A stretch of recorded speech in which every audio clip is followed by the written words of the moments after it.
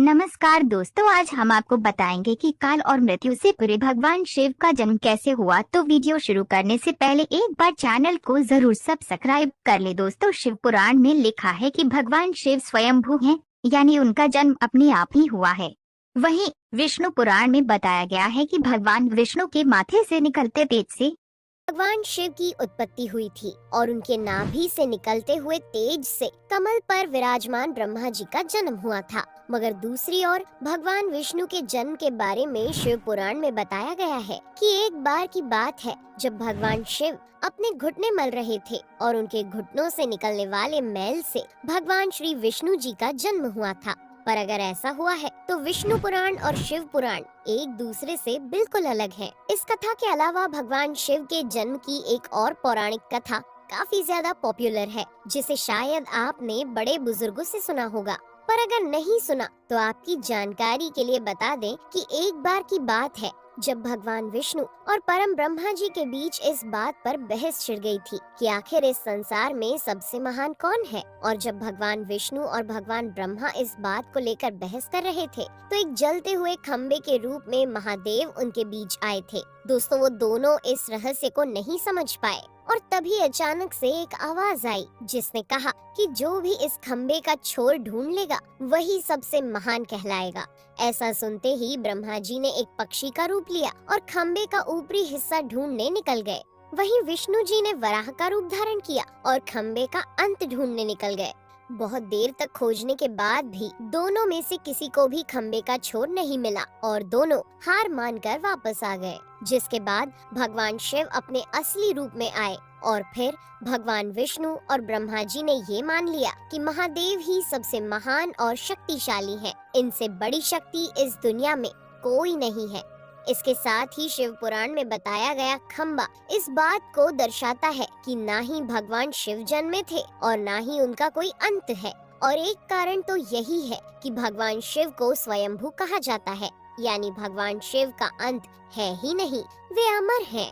अब हम बात करते हैं भगवान शिव से जुड़े एक ऐसे विषय के बारे में जो सबसे ज्यादा प्रसिद्ध है कि क्या भगवान ब्रह्मा भगवान शिव के पिता है। जी हाँ, इनकी ये कहानी लोगों के बीच काफी प्रसिद्ध है। तो आपको बता दें कि आखिर किस प्रकार भगवान शिव ने ब्रह्मा पुत्र के रूप में जन्म लिया था। इसके पीछे विष्णु पुराण की एक पौराणिक कथा है जिसके अनुसार जब धरती, आकाश, पाताल या कहें पूरा यूनिवर्स जलमग्न यानी पानी में डूबा हुआ था, तब भगवान विष्णु के अलावा कोई भी देव या प्राणी इस संसार में नहीं था। तब केवल विष्णु ही जल सतह पर अपने शेष नाग पर लेटे हुए नजर आ रहे थे। जिसके बाद उनकी नाभि से कमल की डंडी पर ब्रह्मा जी प्रकट हुए और जब भगवान ब्रह्मा और भगवान विष्णु इस यूनिवर्स से संबंधित बातें कर रहे थे तब भगवान शिव प्रकट हुए। जिसके बाद ब्रह्मा ने उन्हें पहचानने से इनकार कर दिया।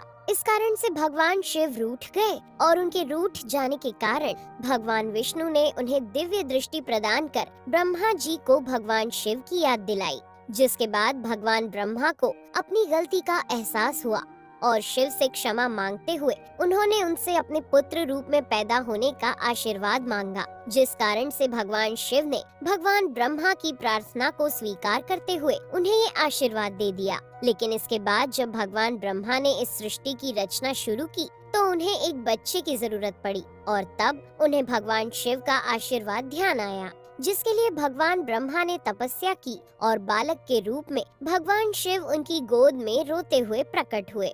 आपको बता दें कि ये भगवान शिव का एकमात्र बाल रूप है।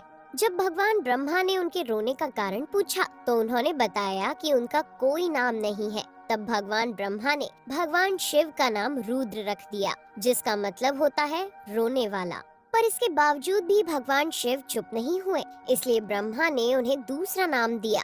पर शिव को वो नाम भी पसंद नहीं आया और फिर भी वे चुप नहीं हुए। इस तरह शिव को चुप कराने के लिए भगवान ब्रह्मा ने भगवान शिव को 108 नाम दिए थे, जो रुद्र, शर्व, भाव, उग्र, भीम, पशुपति, ईशान और महादेव जैसे नाम थे। और शिव पुराण के अनुसार उनके ये नाम पृथ्वी पर लिखे गए थे। इसके बाद बात आती है श्रीमद् देवी महापुराण की। तो श्रीमद् देवी महापुराण में भगवान शिव की माता और पिता के बारे में बताया गया है। श्रीमद् देवी महापुराण के अनुसार देखा जाए तो एक बार जब भगवान नारद जी ने अपने पिता भगवान ब्रह्मा जी से पूछा कि सृष्टि का निर्माण किसने किया है, साथ ही भगवान विष्णु, भगवान शिव और आपके माता पिता कौन है, तब भगवान ब्रह्मा जी ने नारद जी को त्रिदेवों के जन्म के बारे में बताया। जो बताया वो वाकई चौंका देने वाली बात थी। दरअसल उन्होंने कहा कि देवी दुर्गा और शिव स्वरूप ब्रह्मा के योग से ब्रह्मा, विष्णु और महेश का जन्म हुआ था। यानी प्रकृति का रूप लिए माँ दुर्गा ही हम तीनों की माता है और ब्रह्मा यानी काल सदाशिव हमारे पिता है।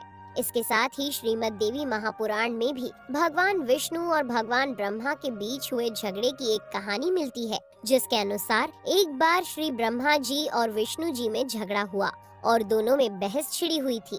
तब भगवान ब्रह्मा ने कहा कि सृष्टि को मैंने बनाया है और मैं ही प्रजापिता हूँ, जिसके जवाब में भगवान विष्णु जी ने कहा कि मैं आपका पिता हूँ, क्योंकि आप मेरी नाभि से निकले हुए कमल से पैदा हुए हैं। और धीरे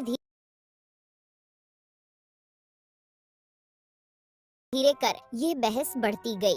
दोस्तों, इसके बाद इन दोनों का झगड़ा सुनकर सदाशिव वहां पहुंचे और उन्होंने कहा कि पुत्रों, मैंने ही तुमको इस संसार को बनाने और इसे संभालने के केवल 2 काम दिए हैं। इसी प्रकार मैंने शंकर और रुद्र को संहार और तिरोगति के कार्य दिए हैं। इसके साथ ही उन्होंने कहा कि मेरे 5 मुख हैं। एक मुख से अकार, दूसरे मुख से उकार, तीसरे मुख से मुकार, चौथे मुख से बिंदु और 5वें मुख से नाद यानी कि शब्द प्रकट हुए हैं। उन्हीं 5 को एक साथ मिलाकर देखा जाए तो एक अक्षर ओम बनता है, जिसे आज हम सभी भगवान शिव के मूल मंत्र के रूप से जानते हैं। इतना कहने के बाद भगवान ब्रह्मा और विष्णु दोनों ही समझ गए कि भगवान शिव से ज्यादा शक्तिशाली इस दुनिया में कुछ भी नहीं है और दोनों ने भगवान शिव को प्रणाम किया और चले गए। चलिए दोस्तों, अब जब आप भगवान शिव के बारे में इतना तो जान ही चुके हैं, तो क्या आपको पता है कि आखिर भगवान शिव ने किससे शिक्षा प्राप्त की थी और उनके गुरु कौन थे? हम जानते हैं, शायद ही इसका जवाब आप में से किसी को पता होगा, पर जिन्हें नहीं पता उन्हें बता दें कि भगवान शिव स्वयं इस संसार के गुरु माने जाते हैं, जिन्होंने इस संसार में गुरु शिष्य की परंपरा की शुरुआत की थी। लेकिन अगर सवाल आता है कि आखिर भगवान शिव किसके गुरु थे, तो आपको जरूर जान लेना चाहिए कि हिंदू धर्म के ग्रंथ कहते हैं कि ब्रह्मा जी और शिव जी इस संसार के सबसे पहले गुरु हैं, जिन्होंने गुरु शिष्य के इस रिश्ते की शुरुआत की थी। जहां भगवान ब्रह्मा ने अपने मानस पुत्रों को शिक्षा प्रदान की थी, वहीं भगवान शिव ने अपना ज्ञान केवल अपने 60 शिष्यों को दिया था। यानी भगवान शिव 60 शिष्यों के गुरु थे और वे जिन शिष्यों के गुरु थे उन्हें आज के समय में सप्त ऋषियों का दर्जा दिया गया है। तो दोस्तों, ये थे भगवान शिव के जन्म से जुड़े हुए कुछ फैक्ट्स, जो आपको कैसे लगे हमें कमेंट करके जरूर बताइए। साथ ही अगर आपको वीडियो पसंद आया हो तो इसे